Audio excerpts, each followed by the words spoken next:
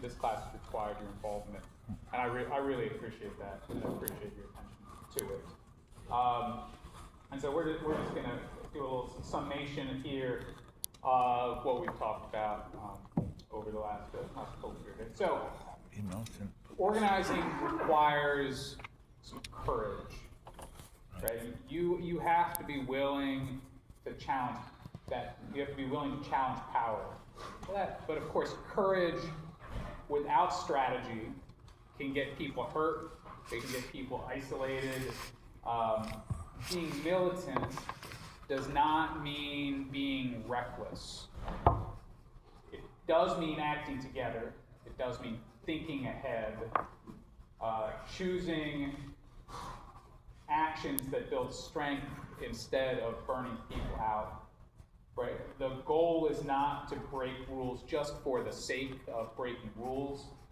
The goal is to bend rules in a way that protects people and moves the group forward. I want you to know that in the scheme of it, you're going to lose more than you're going to win. I think this is a hard truth to know, in life. Right? Uh-huh. In life, right? Most campaigns don't end with clear victories. You may lose. You may take on actions that don't succeed in the way that you had originally planned for it to succeed. You're going to hear people say no to you, probably more often than you want. You might, of course, you're going to hear people say to you, yeah, maybe, which of course in organizing means no. You're going to hear people who are not ready yet to move with you, and this is part of the work. Every campaign that you undertake, every effort that you take, can change people. I mean, we've heard Chrissy reference Longwood Gardens a couple of times over the last few days. That was an organizing effort that, at least in the one election that they had, we lost. Right? That's not to say that that effort is lost. As they say, organizing, you don't lose an organizing campaign. Sometimes it just takes a little bit longer, right? And we haven't left Longwood Gardens. We continue to be engaged there. There are people who are opposed to it.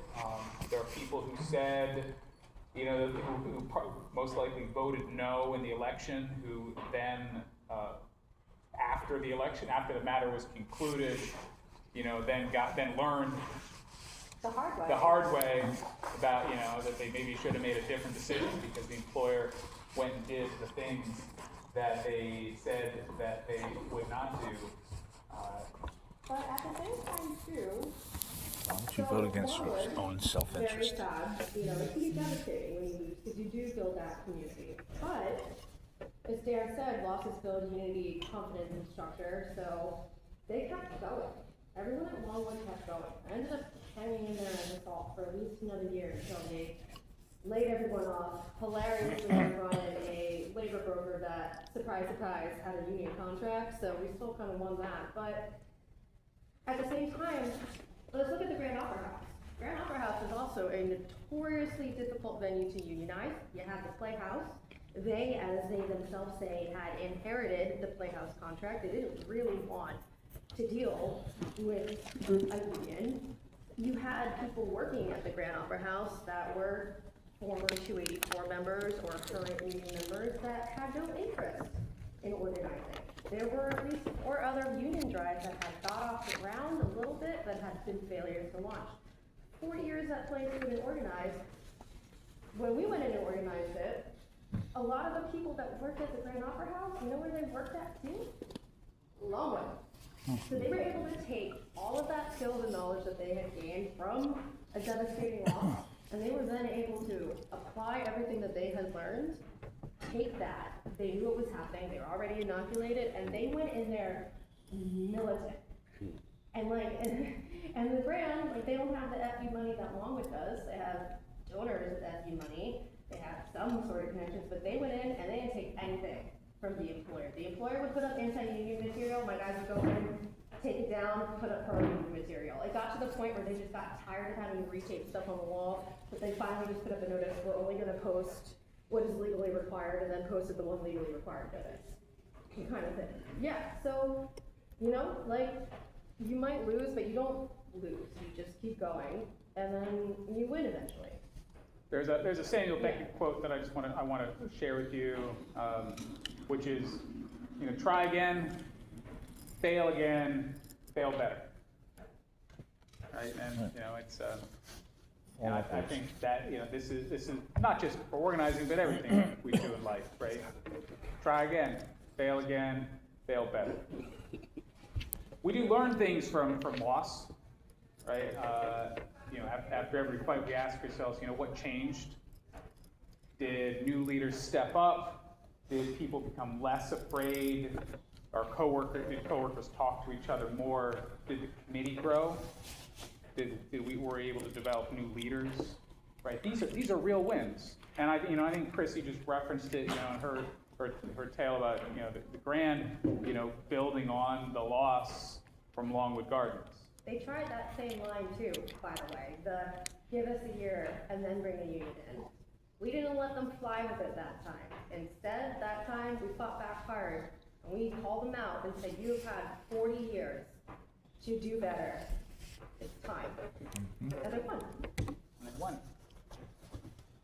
All right, I just want you to remember, here are the basics. I want you to remember these basics, right? So strong organizing is built on fundamentals. One-on-one conversations. Encourage confidence, challenge authority, recruit and develop leaders, identify shared problems and shared hopes, organize democratically, and set clear and concrete goals for yourself. All of the fancy strategies, they all boil down to some very basic core practices. Talk to people, one-on-one. That's where all the organizing starts, and frankly, that's where it all ends. If you can't do that, then you're not going to get anywhere. And it doesn't happen. I don't mean that you personally have to talk to everybody one-on-one. Right? You yourself can probably only talk to 5 or 10 people reasonably and maintain reasonable relationships. You got it. I think I mentioned it yesterday. You want some, you know, a good ratio of organizers to workers. 1 to 10 is a good ratio to keep in mind. 1 to 5 is even better. But it takes a lot of us to do the work. The bigger the workplace, the more people that we need to, the more leaders we need to develop, the more people who are going to have those conversations. A year or so back, we organized the Public Theater up in New York City, which is a large nonprofit theater. There are some 400 people who work there. Right, the organizing committee, the workers who ultimately put in the work, there were like 35 of them, you know, to do that work and that still was not enough to truly like get to all corners of that company, because the workforce is that big. So you can understand a little bit the challenges that are faced when you try to organize, say, like an Amazon warehouse where they have 1,000 people, 2,000 people who work there, right? It takes hundreds of organizers to have those conversations and maintain those relationships. Yeah, but Amazon, they have terrible conditions, and they're still voting against themselves. Yep. It doesn't make sense. Well, the brokers that come in, these anti-labor union buster motherfuckers, all that it's so much emotional manipulation. I felt like I was being gaslit by the worst boyfriend I ever could have Oh, had. really? No way. It's not just even fear, they also use hope against people too, like I said when they gave us a year. Oh, we're so sorry. Oh, we're gonna try better. We care so much about you. Though, like the pizza party meme is real. They will throw pizza parties, and if you are in a position at Amazon where perhaps you were economically vulnerable, you might have other things going on in your lives, you have kids, you have taxes to pay.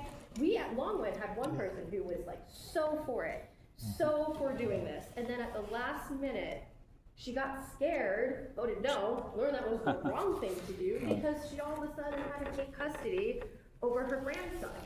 And now she's freaking out about, I have to support someone, and, we did the best we could, but she just, in that, like, last minute with the, oh, well, you know what, maybe we should listen to them.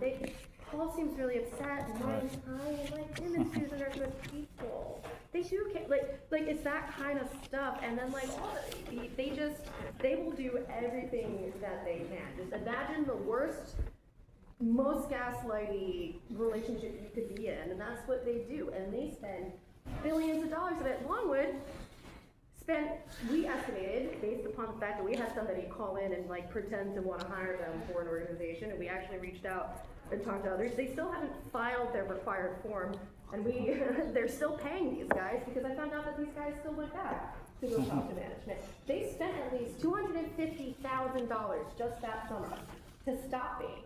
Wow. They're spending more on it to still stop me, and I ain't even there anymore. And that's what they do. It's a big business, and they're fucking evil about it. So you got, like, the inoculation part and being prepared and going in and building those relationships, so important.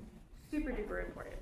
And yeah, you're gonna look at people that are dummies that vote against themselves, but here's the real thing, and you just gotta keep fighting.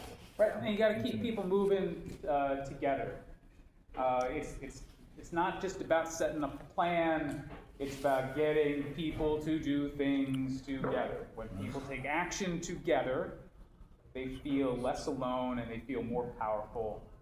And that's why it's important to keep people engaged, right? To turn up that heat slowly, keep mapping the workplace, evaluating people's attitudes as you go, as people move up and down, that's the spectrum of engagement adjust, right? And you keep people moving together. And then I want to encourage you, and of course everyone, find your home base. What I mean by that is, find your community, find your people. If that is right, we have a local union organizing committee. If you want to sign up for that committee, just tell me. Say I want to do that. There's no obligation requirement out of this class that anyone has to do that. But if you want to, tell me, and we'll get you. We have a Signal chat. You can sign up for that Signal chat, and we seek to meet. If not, we see probably mostly often virtually on a Zoom call once a month, and then on an ad hoc basis as the need arises, as various efforts are engaged. The big task of the organizing committee right now is broadly, we're mapping our jurisdiction, and we're lending material support to some specific organizing efforts. Kind of one of the hot one is at the University of Penn, where, well, you've heard a little bit about that here. So if you want to be part of that, let me know. But it doesn't have to be that committee. That doesn't have to be your home base. Your home base, is going to be whatever it is for you. And this is going to, and just some other things, some things you could do. You could, of course, you can read and follow, some labor news reports. I'm signed up for a whole bunch of various newsletters and the like, just so I can know what's going on in the larger labor community. I participate in a number of IATSE kind of district-wide, organized into district, conversations with other local unions, and then here, of course, just in my own local. Right, and strong movements have a good, strong home base. If you don't have that, then you're untethered. Organize for the long haul. Right, this is not a sprint, as they say. This is a marathon. Nothing changes quickly, even if we would want it to. Small actions add up over time. Right, make small investments that build and build on it. Think of it. You got to pace yourself. Sometimes you got to take a break and take a step back. Sometimes you need some rest. You need to sleep. All that's perfect. All that's fine, right? again, this is a marathon. I hope to be doing this, until the day until I can retire. That's a couple years in the future for me still. And I know, I don't want to burn myself out on one fight or one effort. I have to keep myself ready to be engaged where I need to be engaged. So for me, that means taking personal time for my own personal reflections. I can't be in the fight every single moment of every single day. You gotta pace yourself. I want to ask out here, just quickly, just go around the room. We're at the very end of this training. What is one? I'll give you 2 questions. You can pick and choose which one you want to respond to. So, what's one organizing habit you want to keep after this training? I'll give you 3. What's one organizing habit you want to keep after this training? You can answer that one. Or you could say, who do you want to talk to differently because of what you've learned here? Or 3, what's one small thing you're going to do next week or when you leave here to keep organizing activity going? So again, the questions, you can pick one of these 3. What's one organizing habit you want to keep after this training? 2, who do you want to talk to differently because of what you've learned here? Or 3, what's one small thing you want to do next week to keep this organizing going? And we'll start on this side. We'll go around this way. I guess to organize the activity that I'm gonna continue is maybe socialize and organize. Socialize to organize. That's the thing right there. Yep. That's it. He said it. Yep. You and a coworker head out to the bar after work. Right. And you can use that moment, to talk about some problem that you experienced at work. Right? Let the other person talk. Yep, and let the other person talk. That's right. What do you think, John? It's hard to improve on going out to the bar and letting other people talk, but That's it. I guess making a more active map of the workplace thing, the map of allies, and keeping that up to date in the head. Well, listen, and you know this, right? In about 6 months or so, it's be time for your contract fight, and knowing kind of where the regular crew at the Playhouse all stand related to the issues, how willing are they to fight about in this contract, and how not willing, is going to be important, right? Because if the guys down on the job, if they don't want to be engaged and they don't want to fight, all that can happen in bargaining is we sit at the bargaining table and we push papers back and forth. We can bluff our way through it, but ultimately, if the employer says no, what are we going to do, right? And then so the question will come back to the guys who regularly work there and say, well, what do you want to do about it? You can't just go and complain about the bad deal after the fact if you aren't willing to put a little skin in the game in the moment. Well, what could they do? I mean. Some of it, they can come, attending bargaining might be one thing to do, just to get a physical sign. It also can, we'll figure out the tactics to apply, but some of it might be demonstration in terms of physical shows of solidarity at work to let the employer know that the workforce is agitated. Maybe I'm just making things up, but maybe they start wearing a button that says ready to walk. Yep. Right, and then which now the employer is thinking in their head, oh, these guys might go on strike. I better do, maybe I need to negotiate differently. Okay. Maybe it does come. Maybe we do want to pass some petitions around and start targeting some of their board of directors. So maybe we want to start emailing someone, a mover on their board, and say, hey, you need to do a fair deal for the stagehands at the Playhouse. Would people be willing to sign that letter? Right, those are just a handful of kind of things I just made up that they could do. It was before my time, but the last go around they had a walkout. They wouldn't renegotiate the contract, so they just didn't show up when the show came up. Right, so if the thing that John wants to do is he wants to start mapping that job site, would a person consider that? Would a person be willing to walk out. Right. And also, what particular issues are they willing to walk out for, and which ones they're not? It's also important. I feel like, They know what to throw away in negotiation. I have a feeling the health and retirement is the biggest issue. Depends. I mean, we can Right, get but- childcare on that'd be great, but I don't think we can. Right, but then, but John, it's a great mapping the job Yeah. is a great thing that you can start doing, and considering, consider that assessment scale, we're talking kind of 1 through 5. Yeah. Where do people fall on that spectrum? Oh yeah, because I think the increase right now is 3%. We'd like at least like 25. They don't want that. Me too. We gotta ask kind of go up, settle for. I think this sort of 10% level of sticking to it, Yeah. and not 15 just, just to get the Yeah, living that'd be wage. great. like for me, I probably would just leave a place if I wasn't happy with it, which I have in the past. Yeah, Just sure. Stuck to Yes, the. sometimes that is the thing. I mean, I was on a picket line once, and someone came up to me and said, "Well, why don't you just get a different job?" Yeah. Right? It's Building a little bit of structure, Once you right? start- Can help with that. Yeah. What do you think? What's something?